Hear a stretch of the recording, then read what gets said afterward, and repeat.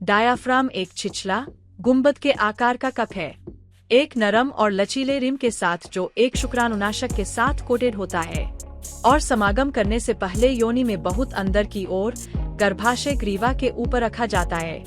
उस जगह में रहते हुए यह एक भौतिक बैरियर बनाता है जो शुक्राणु को गर्भाशय में प्रवेश करने से रोकता है। इसके उपरांत शुक्राणुनाशक कोई भी शुक्राणु को हिलने नहीं देता है जो भी गर्भाशय ग्रीवा के पास आता है।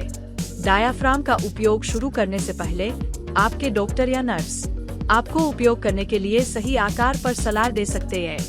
ज्यादा से ज्यादा असरकारिता को हासिल करने के लिए हर यौन क्रिया में डायाफ्राम का उपयोग करना चाहिए।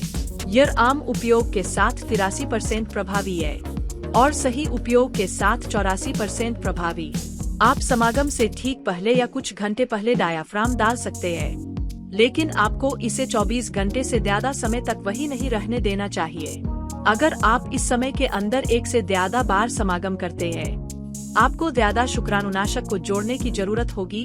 अगर पिछले समागम के 6 घंटे से ज्यादा बीत चुके हैं, समागम के बाद अनुकूलतम सुरक्षा पक्की करने के लिए कम से कम 6 घंटे के लिए आपको डायाफ्राम को वही जगह में रहने देना होगा। निवेशन प्रक्रिया टैम्पोन के जैसी है। सबसे पहले अपने हाथों को अच्छी तरह से साफ करके और सुखा लें। फिर छेद या लीक के लिए डायाफ्राम का निरीक्षण करें। एक बार जब आप पुष्टि कर लेते हैं कि यह खराब नहीं है, शुक्राणुनाशक के 5 मिलीलीटर को मापें और डायाफ्राम की आंतरिक सतह पर और रिम पर थोड़ा सा लगाएं। बैठने या खड़े होने की स्थिति में अपने पैरों को फैलाएं और अपनी योनि के बाहरी होठों को एक हाथ से अलग कर लें।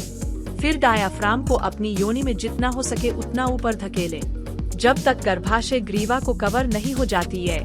अगर इसे सही ढंग से रखा गया है, आप डायाफ्राम के माध्यम से अपने गर्भाशय ग्रीवा को महसूस कर सकने चाहिए।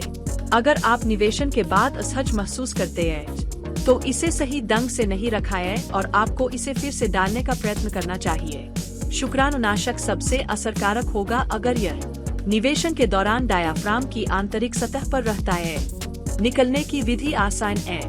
अपनी तर्जनी को अपनी योनि में डालें और इसे डायाफ्राम के रिम पर हुक करें और फिर आराम से इसे बाहर निकालें।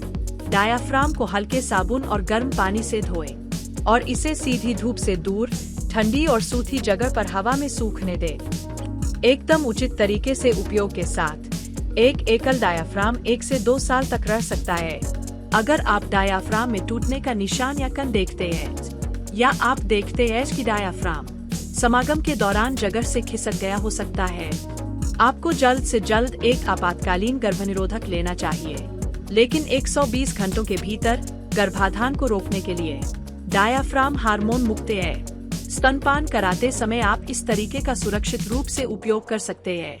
या अगर आप हार्मोनल गर्भनिरोधक का उपयोग नहीं कर सकते हैं, चूंकि आप इसे समागम से पहले किसी भी समय डाल सकते हैं, आप अपने गर्भनिरोधक की छाया में हैं और यह उस समय की जरूरत में बहुत सुविधाजनक है। यह पेल्विक सूजन की बीमारी के जोखिम को कम करता है और आपको एसटीआई से बचा सकता है, जैसे सूजक, गानोरिया, ट्राइकोमोनियासिस और क्लैमाइडिया। चूंकि यह गर्भाशय ग्रीवा को कवर करता है, इसलिए यह वीर्य और गर्भाशय ग्रीवा के बीच संपर्क को रोकता है, जो संभावित रूप से गर्भाशय ग्रीवा के कैंसर के खतरे को कम करता है। कमियों की ओर देखें तो अगर आपको अपनी उंगलियों को अपनी योनि में डालने में असर महसूस होता है या अगर आपको सिलिकॉन या शुक्राणुनाशक से एलर्जी है, तो यह एक अच्छा विकल्प नहीं है।